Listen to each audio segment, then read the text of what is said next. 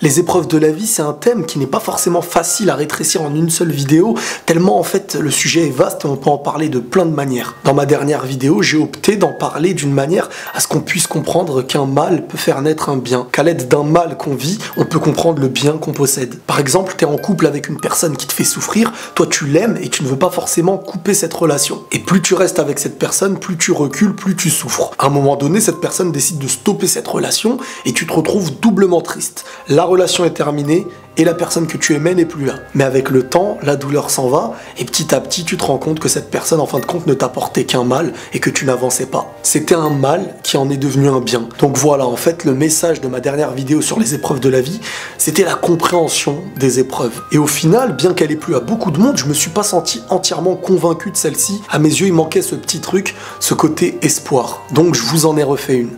Bon visionnage.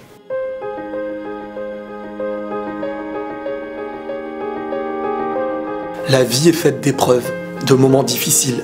Ça touche la famille, ça touche les proches, mais ce qui est sûr, c'est que ça touche les cœurs. Si je peux me permettre de vous donner une règle de vie, c'est de jamais abandonner. Ne jamais décider qu'une souffrance restera éternellement, et même si elle dure depuis longtemps. Vous êtes aujourd'hui en vie, et rien n'est terminé. Au contraire, beaucoup de choses peuvent commencer. L'objectif qu'on aura, ce sera tout simplement de commencer à regarder la vie comme celle qu'on aimerait avoir. Face à l'épreuve, ne jamais décider d'en terminer, alors que parfois le meilleur n'a même pas encore commencé. La vie est faite de haut et de bas, et si t'es dans le bas, sois conscient que le haut viendra. On peut perdre des combats, c'est vrai, mais soyez conscient que la victoire jamais ne s'en ira. Beaucoup de souffrances sont présentes aujourd'hui, mais l'envie d'avancer, ce n'est que le premier pas. Le second, celui de se donner les bonnes armes pour l'affronter. La réussite qu'on se met en tête, on ne peut l'obtenir que lorsqu'on y prend le chemin. Et dès lors qu'il y aura un départ, il y aura un résultat. Et dans ce chemin même, on y trouve parfois mieux que le résultat souhaité. Parfois l'objectif était là-bas, mais on a trouvé beaucoup mieux là-bas. La vie est un chemin rempli d'épreuves, beaucoup de tristesse, mais il viendra ce moment où il y aura la récompense de nos sacrifices. Soyez-en certains,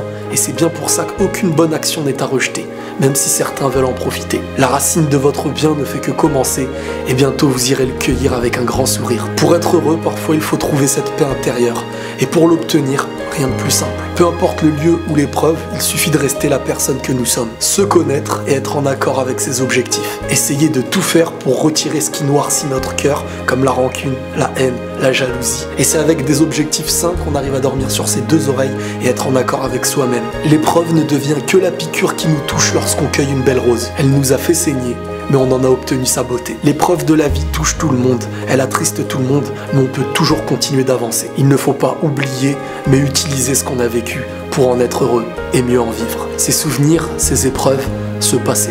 Et la paix sur vous.